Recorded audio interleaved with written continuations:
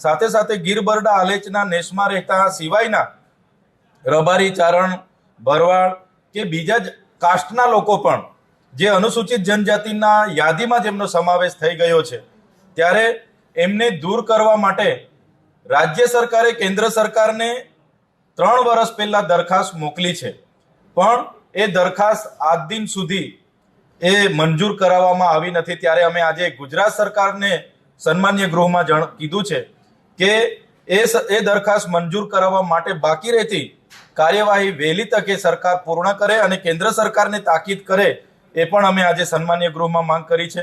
ગીર બરડા આલેચના માલધારી સમાજ છે, અત્યારે નાણામંત્રી એવું આપ્યું કે આને એસટી માંથી હવે બાકાત કરવામાં આવશે। બીજા જે રહે છે એ તો એને કદાચ એસટી નહીં મળતા, ના મળવા જોઈએ।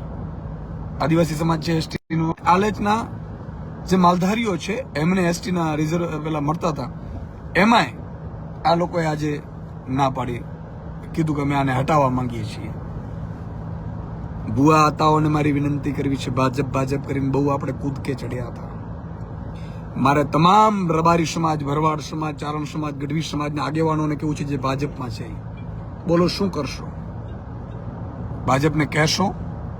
અને તમને ખબર હોય તો ગીર બરડા આલેચ માટે ભુવા હતા સહિત બધા લોકોએ આંદોલનો કર્યા હતા પોરબંદરમાં, અમારા પ્રવીણ રામ પણ બધા ત્યાં હતા।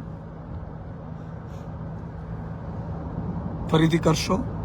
અને કર્યા પછી શું સોગંદ લેશું આપણે કે ભાજપને આપણે મત નહીં આપી, ચૂંટણી આવે ત્યારે ભાજપને મત આપી દેવાનો? આ જ પ્રકારની તમામ અપડેટ જોવા માટે ન્યૂઝરૂમ ગુજરાતને લાઇક, શેર અને સબસ્ક્રાઇબ કરવાનું ભૂલતા નહીં।